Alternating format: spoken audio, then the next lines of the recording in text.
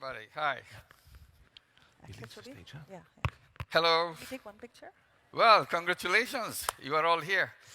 We had a colorful delegation from Bangladesh. Whoa. Thank you. Let's see. Okay. Well, we started some discussion yesterday. We'll continue today about the 3 zeros. I hope you remember it. That zero poverty, zero unemployment, and zero net carbon emission. And as a prelude to that, I was saying you have a choice. You can get into the world that's already built, or you can build a world yourself. It's a choice. And as a creative person, as someone who wants to express his or her creative power, naturally will choose to the option of creating a world in the imagination that he or she could have. And that's the kind of challenge all young people have. There is a chance, good chance, that you can build your own world if you want to. So I would see that everybody kind of give it a try, because this is a time to make it happen, particularly because the world that we have created got into a lot of troubles, which we can try to fix it.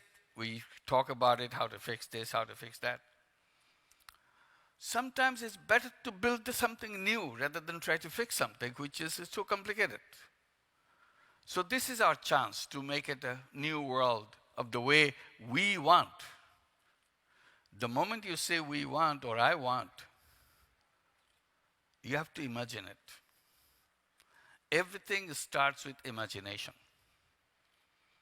If you cannot imagine, you cannot design. So use your creative power to imagine a world that you would like to have for yourself and everybody else. That's the world that everybody should say, my God, this is a fantastic world. When you imagine, one interesting thing is there is no limit. It doesn't cost you anything to imagine. That's the beauty of it. Let it go. Let your mind go as far as they want. It's a limitless thing. So that's another power, that I can do things in my imagination, whatever I want, without any boundary, without any limit. Wilder the imagination is, better it is. Then the imagination has more value, that yes, you imagine something. So don't try to be realistic. It's funny, everybody wants you to be realistic. And here I'm saying, don't be realistic.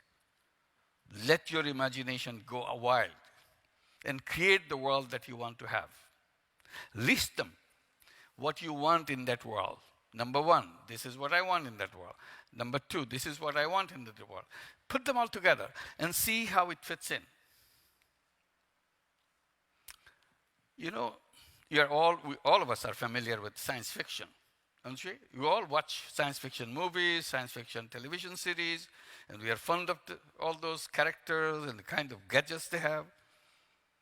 Where does it come from? Imagination. It doesn't exist. That's not realistic. It's just imagination. Wilder the imagination on this, more we get glued to the screen to say, wow, isn't that something? And you watch every episode of the series, don't want to miss anything. Why? Because it's wild. Wouldn't it be great if we had that? Moving from one galaxy to another galaxy, doing all kinds of things. You know what? Because we have science fiction, it's not new, it's old stuff, science fiction. At one time, science fiction was about to go to the moon. How do we go to the moon? All kinds of funny things they can imagine and wrote a book about it, how to get to the moon. It's so far-flung idea. People laughed at it. How crazy a person can get, even to think about going to the moon. with many, many different ways they tried out in the imagination, in the fiction. And what happened ultimately? Technology followed the fiction and made it happen. And human being landed on the moon. It's no longer funny, no longer strange. If you say, now if you tell anybody that yes, we can land on the moon, oh, this is nothing. We should go someplace else. Because it's so routine now. People, all they are planning to do something. It's not about moon. It's not about this. We want to go to way, way out. Why? Because we got confidence that yes, our imagination can be achieved in reality. So fiction led us to follow the path. So the fiction is very important. Imagination is very important. So science fiction leads the world of technology and science. And I always regret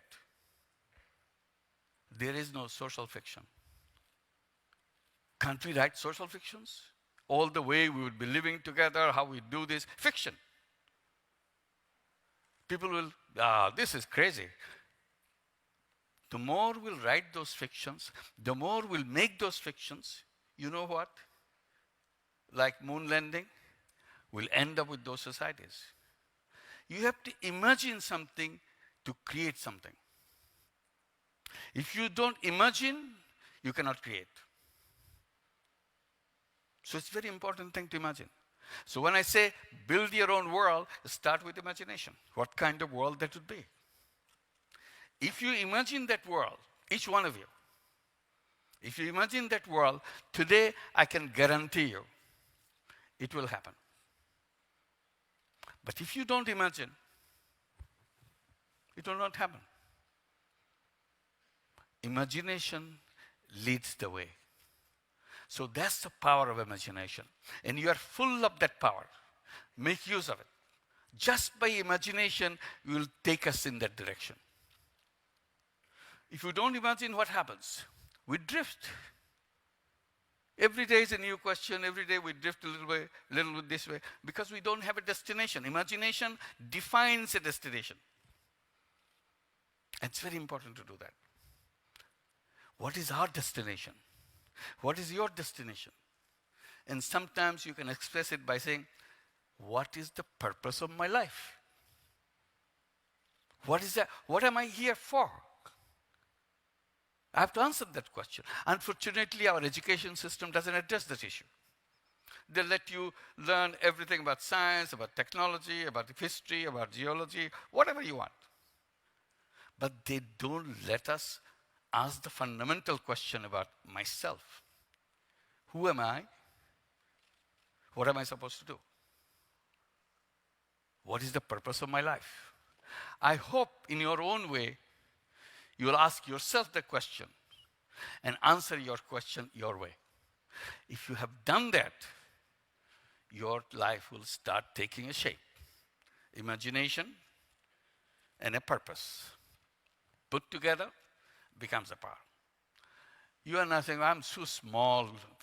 Who am I to change the whole world? I can easily tell you, not only as a group, as a young generation, as a whole, you can change the world. You, one individual among yourself, just one individual, can change the whole world. That's the power you have. You can't feel it this way because you still don't know which one become the really mind-boggling idea which will change the world. It all needs an idea, that's all. And I can say it because I got involved with something which I thought at the beginning is a silly thing, little things, but it became big without my realizing it. First of all, microcredit. You remember microcredit? I'm sure you heard about it. Tiny, tiny loans given to poor women. Who ever thought it has any value, it has any meaning to anybody? Now it's a global thing. I'm sure you come from many, many different countries. Every one of your countries have microcredit programs, someplace, somewhere. It moved from one place to another because people needed it. I didn't have to go and advertise it, push it, no. People needed it. You did something which others needed. They picked it up. So today, that tiny thing that we did, the one that the story, as we tell, that it all started with $27 out of my own pocket. Just lending money so that people don't have to go to the loan sharks. And that $27 got into millions, got into billions of dollars, and so on and so forth. It became global. So who knows? Whatever that little idea that you have its own power to change everything. You don't have to go to books about it. The life is right there. Life is more powerful than the book. You see a problem, I'm sure you have all the understanding or at least familiarization of the problems that the world faces. List them. Make a list of the problems. Number 1 problem, number 2 problem, number 3 problem, whatever it is. And they say, and then you decide, maybe I should try to do something about this problem. Take a small piece of that problem, so small that you will laugh at it. It's nothing. I can do it anytime. You know, when we talk about problems, they come in big, mega shape, mega size. And when you see it in mega size, you feel small. Because giant of a problem, I'm a tiny little guy. What can I do? So one way to transform it, take a tiny, tiny piece of one of those problems. So that you see so tiny, you can put it in your palm and look at it and feel sorry for that. They say, I'm going to fix you. Because you have more power than this tiny little problem. When you say unemployment, one of the 3 zeros is unemployment. Unemployment is big issue. Every country has unemployment. And some countries have major issue. Particularly poor countries, almost every young kid has no prospect of finding a real job. You go to Europe, many young people are out of jobs. Youth unemployment, big. 30% youth unemployment. 30% of the young people can't find a job. 40% unemployment, yes, many countries with 40%, 50%, 60% youth unemployment. That's big. But if we say, all right, can I come up with an idea to take 5 unemployed young people out of unemployment? 5, or 2, or 3, doesn't matter. Does it sound like a big problem? No. It's not a rocket science. If you spend 15 minutes of your time, you can come up with an idea how to take 5 unemployed young people out of unemployment. Some of them will be crazy ideas, doesn't matter. Try it out. Someone say, this is real, this can be done. It doesn't cost much, but easily can be done. What do? You can create jobs for them. You can create a small business, tiny little business, which kind of accommodate these 5 young people inside of the business so that they have decent work for them. And you make money out of this. And in our language, we'll say, we'll try to make it a social business. So I'm not creating the business to make money for myself. I'm creating the business to solve the problem of these 5 young people so that it runs by itself and it returns the money that I put into it and it still runs. All the future profit will be plowed back into it and it can grow. Try it out. What kind of business it will be? It will be a social business for you to employ 5 young people into a business which follows that. It can be done. Or you can come up with an idea how to make them into entrepreneurs. So each one will become a business person. Sounds very difficult. How does one do it? It doesn't sound strange to me because looking back what I see, when I started the microcredit program, tiny loans, when this woman, an illiterate village woman from Bangladesh, who never touched money in her life, now we're saying you can think about something to take this money and use it so that you can generate an income for you. That's all the question. She said, oh, I never did anything. But it's okay. Think about it. You see what your friends are doing. If your friends are doing something which can encourage you to think your own, come back to us. We'll come back to you. And that's how it happened. They started thinking of something they can do where will bring the money back to them. So that is the beginning of microcredit. That's the beginning of Grameen Bank. That's the beginning of all whole global movement. Why? Because we transformed that unemployed village woman into an entrepreneur. She became an entrepreneur with $20, $30, $40, $100. That's about it. So it's not a big deal. People have creative power inside of them. Unlimited creative power. Each one of you have. That village woman has the same thing. They may be poor. They may be illiterate. But definitely they are not stupid. So sometimes we get confused. Illiterate means...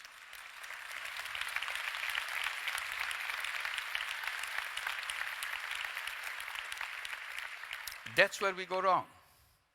We got kind of mixed up. Illiterate means stupid. It's not.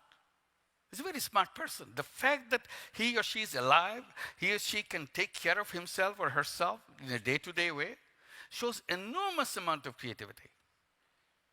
Enormous amount of stay power. Simply, we are not opening the door for her. Whole society closed all the doors for her. And we did a small door opening, just opening a door for lending money. That's all. And she changed everything else. Today, she owns the bank itself. All the borrowers of Grameen Bank are the owners of Grameen Bank. And you met two of these young people here.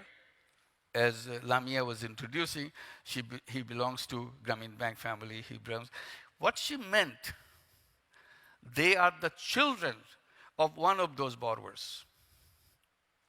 From illiterate parents, from the village. They grew up within that Grameen family. Grameen Bank gave her a loan to go to school, to go to college, go to university, get the degree. So you have, now if you take this girl from here and put her back into the village with her mother, they will look the same. Mother and the daughter, as usual, look same. One is younger, and others have marks of age and hard life on her face. This young girl doesn't have that. And you ask this girl, what do you do? She said, I'm doing my master's degree in Asian University of Women. Or I'm becoming a PhD. What does her mother does? She's illiterate. She never went to school. She had a hard life. She took $30 loan in her life and started doing things, and gradually the daughter was born. She was sent to school, as Grameen Bank always insists every child must be in school, and they did all the help. Today, entire generation comes out that way, with education. So naturally you should be asking the question, could her mother be a PhD too? What is the answer? Of course, yes. Of course she could have been a PhD. Of course she could have been a doctor, like her daughter. Then why didn't she do that? That's your question. What's wrong? Is it something wrong with her mother? No, nothing wrong. Very hardworking, very sharp woman. What's wrong? Nothing wrong in her. The world she faces is wrong. System she faces wrong. Nobody gave her a chance to go to school, even to learn the alphabets. Her daughter got the chance. Why? Because Grameen Bank came into their life. They opened the door. You must go to school. They persuaded the parents, send her to school. We'll make sure she continues as long as she can do it. She did it. Today she is in the one young world, making speeches. The same family. Family didn't change. But opportunities make all the difference. So that's the door opener we're talking about. So if these women, illiterate women, can become an entrepreneur, what's wrong with the son? What's wrong with the daughter that they have to go for a job? That's why I tell them, all the young people like you saw here, always tell yourself that I'm not a job seeker, I'm a job creator. Suddenly everything changed for you.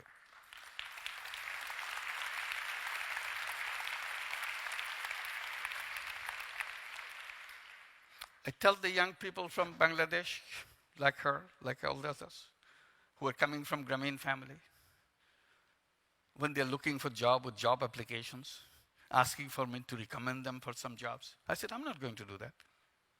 Why are you looking for jobs? What's wrong with you? I tell them, your education system has destroyed you completely. They got you something drilled into your mind that you have to look for a job. Made you small. You are a huge human being. And suddenly,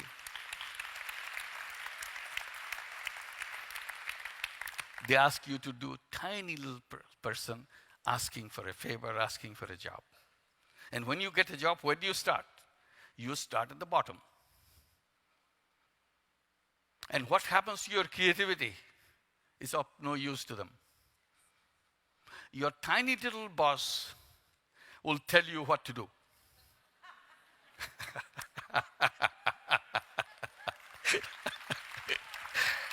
That's the biggest laugh I ever heard on this one. True. When you start at the bottom, this is what happens. And that tiny little boss will shape you, will sculpture you into the ideas that he has. It's not you anymore. When you come out of it, you are a tiny little robot, piece of little robots. You gave up all your creativity. Why should I submit myself to that? I'm created as a creative human being. I don't want to give up me as a person. And also, my history says I'm an entrepreneur.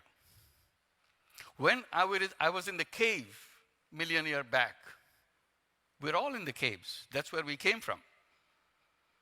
When we're in the caves, we are not sending our job applications from cave number 5 to cave number 10. Did we? We didn't. What did we do? We became hunters. We became gatherers. We protected ourselves. That's in our DNA. We are problem solvers. You take this huge problem solver to do some tiny little things, sell this stuff, sell this lotions, like this, something like that. Why should we? We are made for big things, but the society made us do little things. That's why society is wrong. That's why we have to create a world where we can be ourselves. Build the world that we want. Every one of us.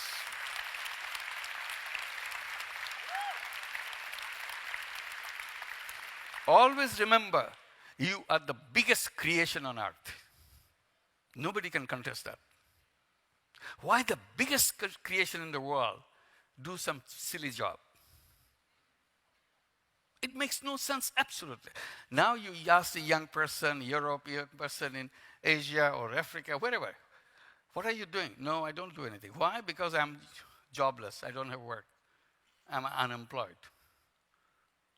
I said, if you create your own world, the one that in imagination, if that question in the classroom of that world, somebody says, you know, in 2016, a lot of young people were unemployed in the world. The other kid says, what is it? What is unemployment? Oh, meaning that he didn't do any work. Why didn't he do any work? Was he sick? He was not sick, he was healthy. If it is healthy, why is he sitting around?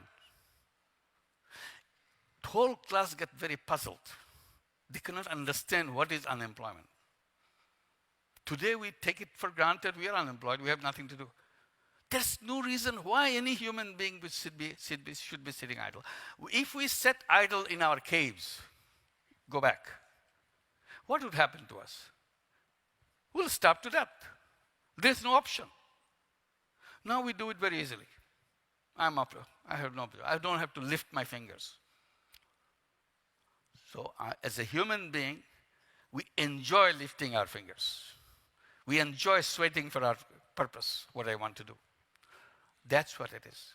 So if you take it in our consciousness that this shouldn't be, unemployment is a sickness of the society, it shouldn't exist. We should eliminate that. We can all be entrepreneurs, make a world completely different. So that's why the 3 zeros come. One, I didn't explain much, poverty. I was explaining the woman in the village. I said poverty is like a bonsai tree. You see the bonsai, little thing?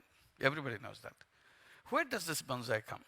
We take the seed of a beautiful tall tree and put it in a flower pot and let it grow.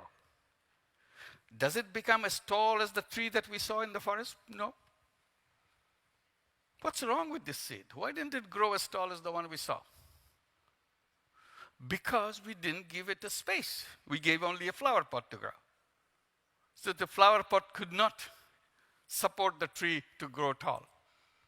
Nothing wrong with the seed, but something terribly wrong with the space we gave that seed. Poor people are bonsai people.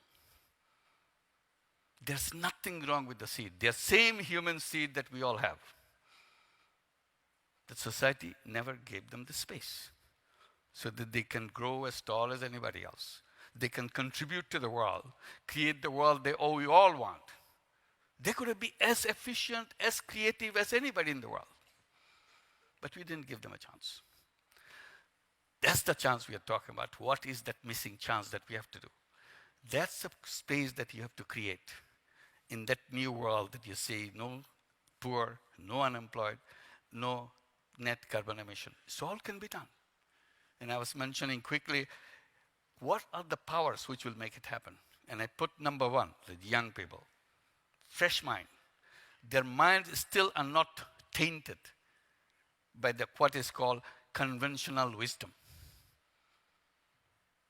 Conventional wisdom is the most unwise thing you'll ever see. Don't go through that route. Your wisdom is the much better wisdom than anybody else had.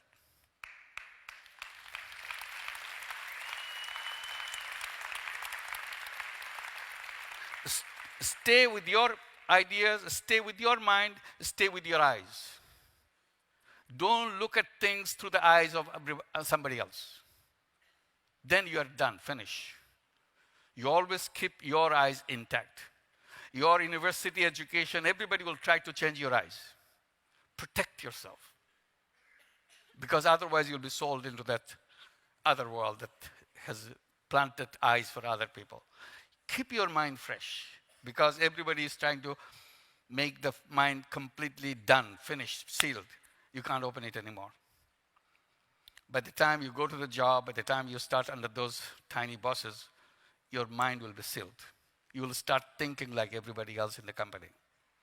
And that's the end of you. We don't want to see an end like that. So create the world that you remain fresh ever, completely ever since. And nobody has to escape from that. That's the challenge that we will have. And second one, we talk technology. Just a fantastic thing that's happening as a technology. What is impossible today, tomorrow it becomes possible. Very simple thing.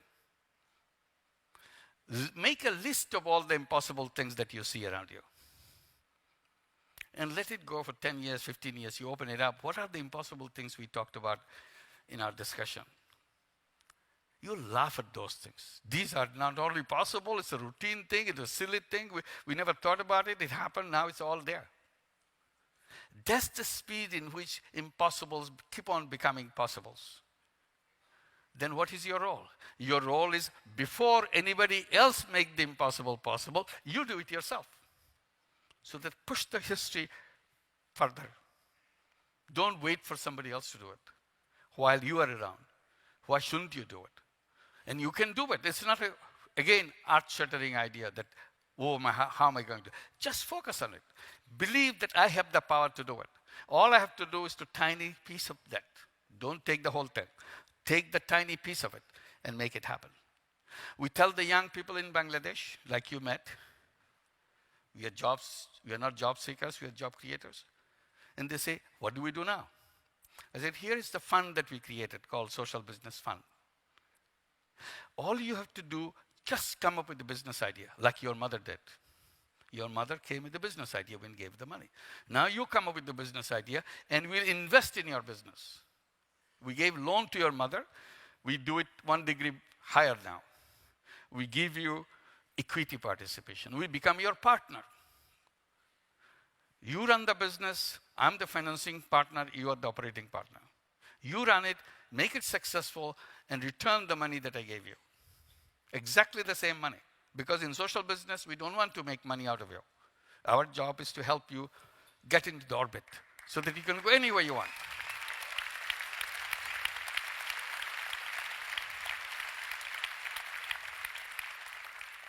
Does it look like an earth-shattering idea? No. Very simple idea. So in the beginning, young people were hesitating. Should I, shouldn't I? Once 3 of them, 5 of them, 10 of them did it and they got the money, they run the business. Others say, hey, how did you do that? I can do better than that. So come up. So now we get hundreds, we get thousands of them. And we keep on investing in them. Everybody becomes entrepreneurs. And they tell me, well, not everybody is an entrepreneur. I said, you're telling me not everybody is an entrepreneur. I said, I'm the one going around in the villages talking to women who said, no, I'm not cut out to run businesses. I don't know anything. I said, don't worry about it. You'll learn about it. It's inside of you. We just wait. We just peel off your fears. We peel off the things society has imposed on you so that you discover yourself. And that's why millions of these women become entrepreneurs. Now you're telling me not everybody is entrepreneur? Are we looking for entrepreneur poor people? We're looking for people. Every human being is an entrepreneur. We run the same thing in the USA called 𝐀𝐝𝐢𝐛𝐚𝐬𝐢 America. Because we are challenged that if what you do in Bangladesh will never work here. We tried, it doesn't work. I said, okay, I'll do it for you. So we started in 2008 in New York City, Jackson Heights. Many of you are probably familiar. And did beautiful. First branch came out beautiful. Everything is on the dot. Now every city wants to have a 𝐀𝐝𝐢𝐛 program.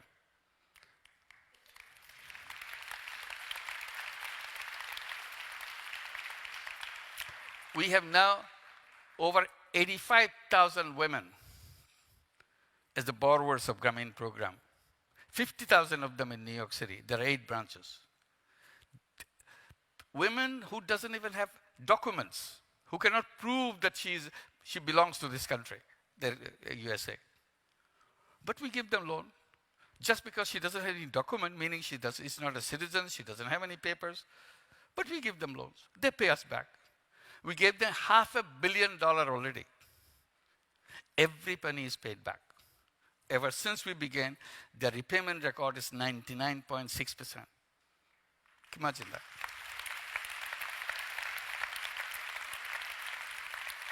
So whenever somebody says it's not going to fly, it's not going to work, you make up your mind, that's the thing you have to do.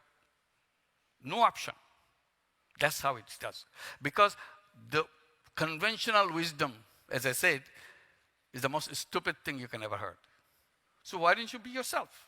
Do things in your own way and show that it can be done. They repeatedly said it will never work in the United States. I said, I'll try. That's how it began. So we're now giving all the young people, instead of unemployment, to become entrepreneurs. That's what we do. So achieving these 3 zeros is not a big deal if we put our minds into it. And last point I was going to mention, as I did yesterday, I said when we achieve those 3 goals, which we do, we must, we have to. Already this is a global decision, not my decision.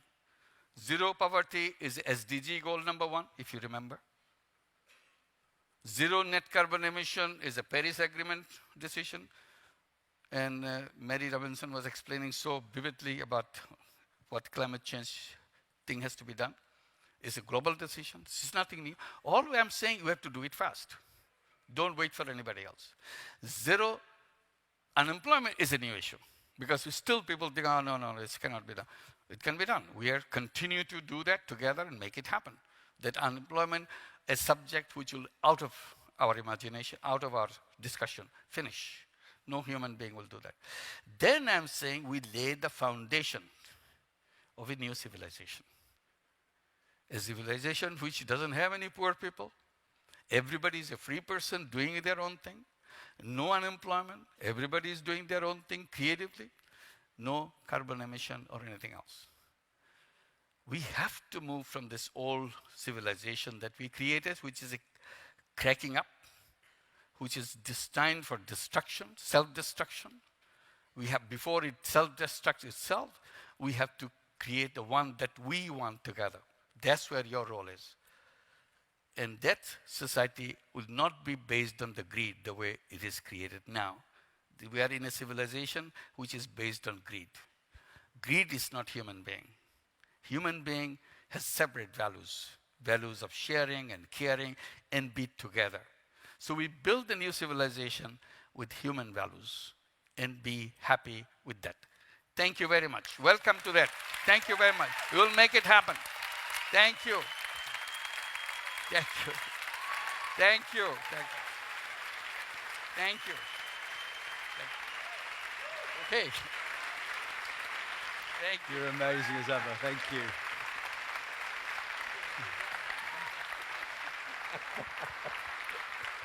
Thank you.